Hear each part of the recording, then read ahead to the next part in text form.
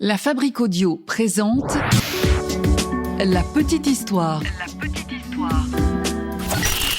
www.lafabriqueaudio.com. Aujourd'hui, je vous parle d'un professeur d'université anglais passionné de photos et qui a fait la rencontre d'une petite fille prénommée Alice. Aujourd'hui, dans La Petite Histoire, nous partons au pays des merveilles et nous y allons avec Lewis Carroll pour voir si l'auteur des aventures d'Alice au pays des merveilles s'est inspiré d'une véritable petite fille pour imaginer le personnage de ce roman atypique et totalement loufoque, faut bien le dire, pour l'époque. Alors je ne fais pas durer le suspense plus longtemps, la réponse serait oui. Au dire de nombreux témoignages, Lewis Carroll aurait en effet écrit cette histoire pour les enfants d'un couple d'amis et plus précisément pour la petite fille du couple qui l'inspirait, une dénommée Alice Liddell.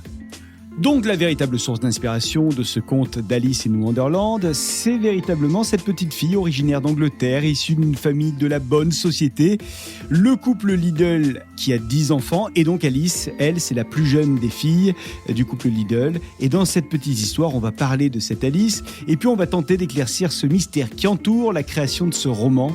On va tâcher d'analyser un petit peu la vie et les rencontres de l'auteur qui aurait pu marquer l'origine de ce roman. Et en écoutant cet épisode de La Petite Histoire, eh bien, il y a des chances que vous ne voyez plus jamais cette œuvre de la même manière. Ah ouais. Quelle histoire, ça aussi. Salut tout le monde, bienvenue dans un nouvel épisode de La Petite Histoire. Je suis Florent Mounier, c'est Alina de Brocéliande qui a écrit ce podcast de La Petite Histoire produit par la Fabrique Audio et c'est Sébastien Girard qui l'a réalisé. Retrouvez-nous sur le www.lafabriqueaudio.com et sur les réseaux sociaux de La Petite Histoire. On est partout, Twitter, Insta et Facebook. Vous aimez ce podcast ? On a besoin de vous, il faut le soutenir. Vous pouvez aller nous donner des notes, des commentaires sur iTunes, Apple Podcast et sur Spotify. Vraiment, on compte sur vous, c'est important. Cette petite histoire nous emmène en Angleterre. Direction l'Angleterre de 1832 avec la naissance de l'auteur, Lewis Carroll, ou plutôt devrais-je dire Charles Dodgson, qui est le véritable nom de Lewis Carroll. Les années filent, on va pas perdre de temps, et on retrouve donc notre Charles 24 ans plus tard à Oxford. Oui, Charles Dodgson travaille en tant que professeur de logique à la grande université du Christ Church College. Et j'en vois qui se demandent « Mais c'est quoi un professeur de logique au fait ?» Alors pour celles et ceux qui ne le savent pas, un professeur de logique enseigne les mathématiques. Une grande partie des cours est également orientée sur des débats philosophiques.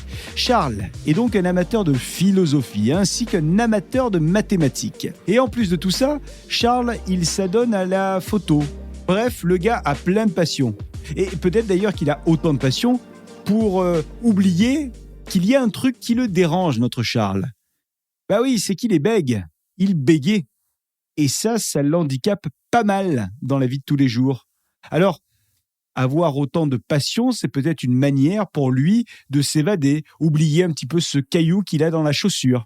Et Charles, c'est quelqu'un qui ne perd pas de temps, puisqu'il a aussi à son actif des ouvrages qu'il a écrits, notamment un ouvrage d'algèbre et de logique mathématique qu'il a donc lui-même rédigé, ainsi que des recueils d'énigmes et de jeux verbaux. Tout ça a été rédigé sous son véritable nom de Charles Dodgson. Lewis Carroll n'existe pas encore. Charles est donc un homme très pragmatique, vous l'aurez compris. La logique et les énigmes, c'est son truc, ça fait partie de son univers intérieur. Un univers riche, parce que Charles, il semble souvent perché, comme on dit. Il est dans sa tête, on dirait que ça va à 10 000 à l'heure dans sa tête. Un jour, Charles revient de séjour à Londres. Et il est content de rentrer enfin à la maison parce qu'il va pouvoir s'adonner à l'une de ses passions, la photographie. Et ce jour-là, il est particulièrement heureux parce qu'il va enfin utiliser son nouvel appareil photo, un magnifique appareil photo. Arrivé chez lui, il prend donc cet appareil photo et il se rend illico presto dans le jardin du doyen de l'école, un certain Henry Liddell. Alors depuis ce jardin de Henry Liddell, c'est sûr, il aura une superbe vue sur la cathédrale de la ville, une cathédrale qu'il a envie de prendre sous toutes les coutures et ça fait longtemps qu'il a cette envie. Ce jour-là, il fait plutôt bon. Les oiseaux chantent, les rayons du soleil éclairent l'imposante bâtisse. Et Charles, lui, il installe son matos. Il se prépare. Charles, ce jour-là, il est plutôt heureux. Il se sent d'une humeur légère. Et il commence à prendre ses photos. 1 cliché, 2 clichés, 3 clichés. Ça crépite, ça flash. Il est tellement captivé, notre Charles, par ses prises de vue, qu'il ne voit pas du tout les 3 jeunes demoiselles qui se sont arrêtées non loin de lui, qui sont là dans ce jardin et qui l'observent. Elles sont intriguées par ce comportement qui semble quand même étrange. Cet individu dans leur jardin qui est en train de prendre des photos sans arrêter. Après donc avoir pris moult clichés, Charles se retourne et ce n'est qu'à ce moment-là qu'il voit enfin les 3 demoiselles qui l'observent. Ou plutôt, il voit d'abord une fille, puis ensuite il voit les 2 autres sœurs. Celle qu'il voit en premier, c'est donc, vous l'aurez deviné, Alice, la petite Alice, Alice Liddell. Et à côté, ce sont donc ses 2 autres sœurs. Toutes les 3 fixent du regard notre photographe. Et lui aussi, il observe les 3 demoiselles. Charles observe attentivement Alice. Alice qu'il trouve très expressive pour son jeune âge. Il est complètement captivé par le regard d'Alice. Il ne peut pas détacher son regard de celui de cette jeune fille. Et après quelques secondes de silence absolu, il finit quand même par reprendre un petit peu conscience et il se présente enfin aux 3 demoiselles. Les filles qui n'attendaient que ça pour commencer à déverser leur flot incessant de questions. Et des questions, elles en ont plein. Des questions autour de cette passion pour la photo. C'est vrai qu'à cette époque-là, il n'est pas commun de voir un appareil photo. Et puis, il y a aussi autre chose qui semble surprendre les 3 filles. Pourquoi diable cet homme-là est passionné par cette cathédrale ? Cette cathédrale-là, elles, les 3 filles, elles la voient tous les jours. Alors bon, elles ne comprennent pas trop l'intérêt que Charles peut avoir pour ce monument. Charles et les 3 filles du doyen commencent ainsi à échanger. On échange autour de cette passion pour la photo, évidemment. Et Charles, voyant que les filles sont intéressées par son art, leur propose de les prendre en photo. Ce que les 3 filles, évidemment, acceptent volontiers très rapidement. Une première rencontre pour le moins surprenante, donc. Fin de la séance photo et on se dit que peut-être on se reverra un jour. Et quelques jours plus tard, Charles fait développer les clichés des demoiselles et il s'empresse de les transmettre à la famille Liddell. La famille se réunit donc pour découvrir ces photos et tout le monde est impressionné. Sur ces photos, les jeunes filles sont magnifiques. L'expression de leur visage, la luminosité, les couleurs, absolument tous les éléments révèlent les filles sous un regard féerique. Henry Liddell, le papa donc des 3 demoiselles, est emballé. Et c'est ainsi qu'une amitié démarre. Une amitié qui va naître assez naturellement entre les 2 universitaires, Henry Liddell et Charles Dodgson. Les mois passent et à chaque mois qui passe, Charles devient de plus en plus doué dans l'art de la photographie, si bien qu'il devient au bout de quelque temps un photographe relativement réputé. C'est simple, Charles, il prend tout en photo. Il prend la nature, les animaux, les monuments. Il photographie également des peintres, des écrivains, des scientifiques. Mais son sujet favori reste les petites filles de la famille Liddell. À ce moment-là de sa vie, Charles semble heureux, comblé, dit-on même.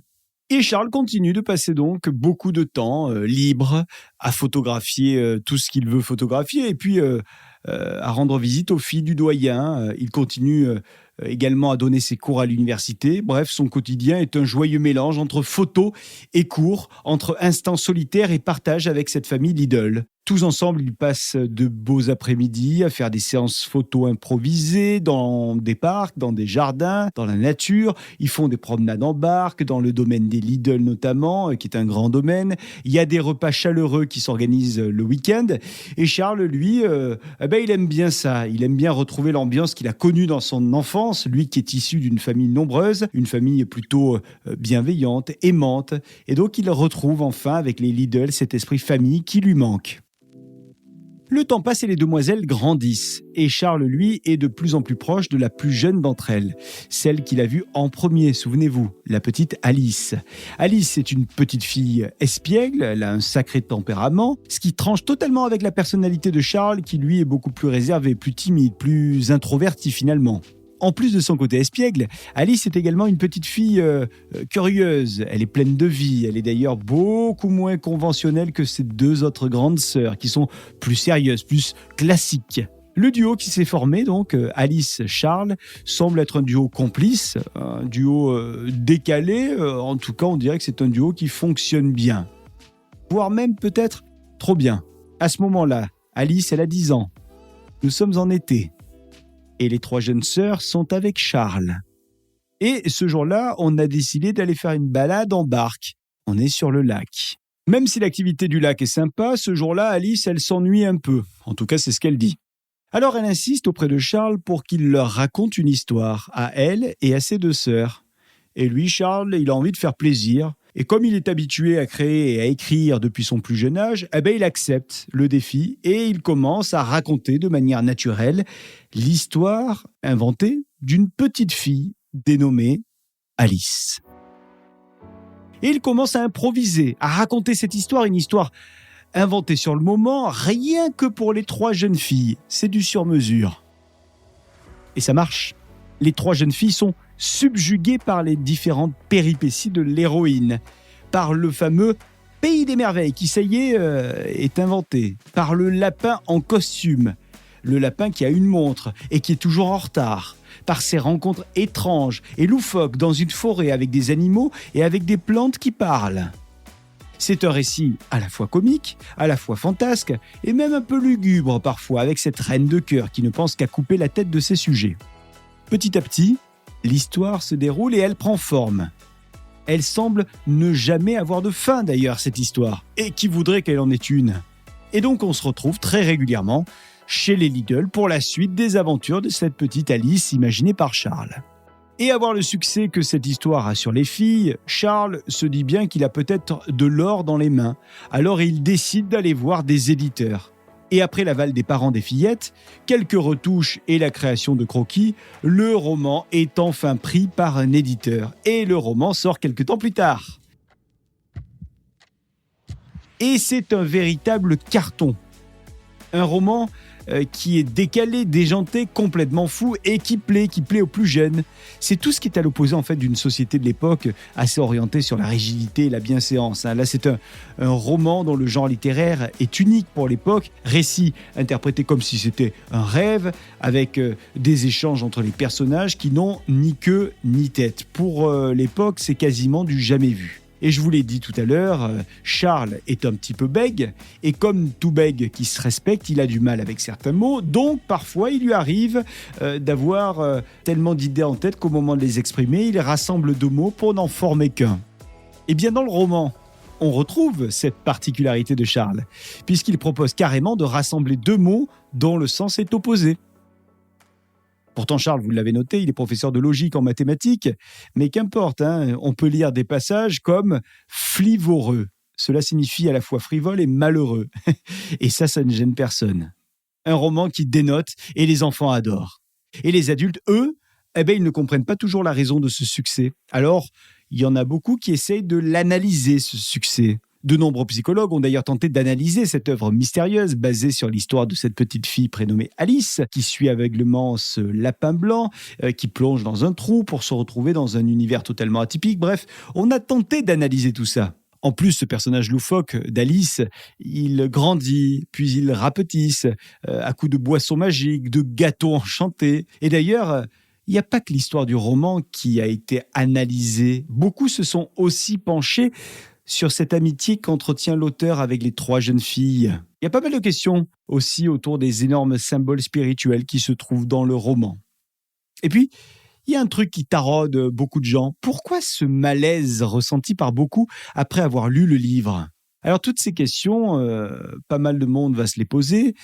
Et d'ailleurs, à la suite du succès énorme du roman, Charles et la famille Lidl sont assaillis de questions. Des questions qui viennent de toutes parts. Les journaux de l'époque, mais aussi les enfants qui lisent ce bouquin, ont plein de questions. Et d'ailleurs, les lecteurs, les petits lecteurs envoient des courriers pour savoir qui est Alice, est-ce qu'elle existe, est-ce que le pays des merveilles existe. Ça n'arrête pas. Charles n'imaginait pas une seule seconde que son histoire prendrait une telle ampleur. Alors malgré ce stress post-sortie du livre, Charles continue à écrire et il donne même une suite aux aventures de son héroïne. Un second tome qui sort quelques années après le premier et qui va s'appeler Alice de l'autre côté du miroir. Et d'ailleurs, il y a un élément très intéressant à la fin de ce roman Alice de l'autre côté du miroir. On peut lire un poème qui vient conclure cette histoire. Un poème avec des vers dans lesquels on voit clairement une figure de style apparaître. Une figure de style que l'on appelle dans le jargon littéraire un acrostiche. Alors pour ceux qui ne se souviendraient pas des cours de français du collège, c'est mon cas, un acrostiche, c'est quand on prend la lettre de chaque début de vers et qu'on lit ensuite de haut en bas ou de bas en haut et qu'on découvre une phrase plus ou moins cachée. Eh bien, dans ce poème, accrochez-vous bien, Lewis Carroll laisse apparaître, avec l'acrostiche, roulement de tambour, qu'est-ce qu'il laisse apparaître ? Il laisse apparaître ceci. Alice Pleasance Liddell. C'est le véritable nom de la petite Alice. C'est en quelque sorte, sans doute, une manière de lui rendre hommage à cette petite Alice. Ouais, sauf que les années passent et l'amitié entre la famille Liddell et Lewis Carroll se fissure. Quelque chose s'est sans doute passé, mais quoi ?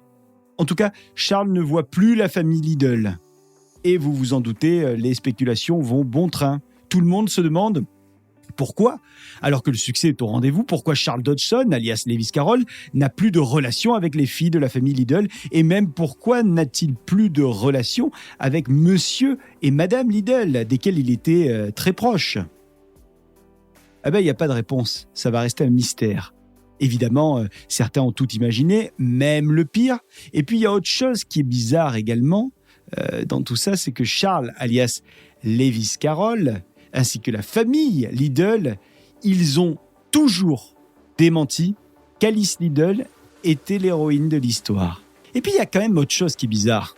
Quand on a demandé à Lewis Carroll, Charles Dodgson, si la petite Alice, c'était celle qui avait inspiré Alice au Pays des Merveilles, il a toujours dit que non. Et pareil, quand on a demandé à la famille Liddell s'ils pensaient que c'était leur fille, la petite Alice, qui était finalement la muse de Charles Dodgson, dont ils se seraient inspirés pour le personnage d'Alice au Pays des Merveilles, eux aussi, la famille Liddell a répondu « Non, il n'en est rien ». Ils ont toujours démenti que Alice Liddell était l'héroïne de l'histoire.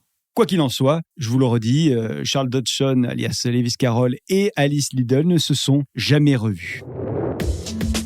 Voilà pour cette petite histoire, une petite histoire consacrée à Lewis Carroll, alias Charles Dodgson, ainsi qu'à la petite Alice Liddell. Avant de se quitter, je vous aurais bien raconté la raison pour laquelle Charles a choisi Lewis Carroll comme nom d'auteur. Oui, parce que c'est assez étrange, mystique et même symbolique qu'une histoire dans l'histoire finalement. Mais comme c'est une autre histoire, je ne vais pas vous raconter ça tout de suite, mais on va vous proposer, c'est promis, un bonus Lewis Carroll dans les prochains jours. Donc soyez au rendez-vous sur la chaîne de la petite histoire. Avant de se quitter, petite question que je vous pose et vous m'y répondez sur les réseaux sociaux. Et vous, est-ce que vous avez déjà lu les aventures d'Alice au Pays des Merveilles ? Je vous attends sur Twitter, Instagram et Facebook. Voilà donc pour cette petite histoire qu'Alina de Brocéliande a eu le plaisir d'écrire, que Sébastien Girard a mixé pour vous. Merci de l'avoir écouté. Si cet épisode vous a plu, la seule chose qu'on vous demande, c'est de liker, partager, commenter sur les réseaux sociaux et les plateformes de podcast. Et puis donnez-nous des petites notes sur Apple Podcasts, iTunes et Spotify. Ça nous permet d'avancer dans les classements des podcasts. Ça nous permet d'être plus visibles, donc d'être plus écoutés. Donc, ça nous permet de continuer, tout simplement. On se retrouve la semaine prochaine avec une nouvelle petite histoire. D'ici là, prenez soin de vous, à très vite. La Fabrique Audio présente La Petite Histoire. La Petite Histoire. Vous souhaitez devenir sponsor de ce podcast ? Contact @lafabriqueaudio.com. Avant de se quitter, je vous rappelle que la Fabrique Audio crée des contenus audio, des podcasts et des web radios pour les marques, les entreprises, les collectivités. Si ça vous intéresse, si vous souhaitez un podcast à votre image, n'hésitez pas à prendre contact avec nous par mail, contact@lafabriqueaudio.com, la fabrique avec un K.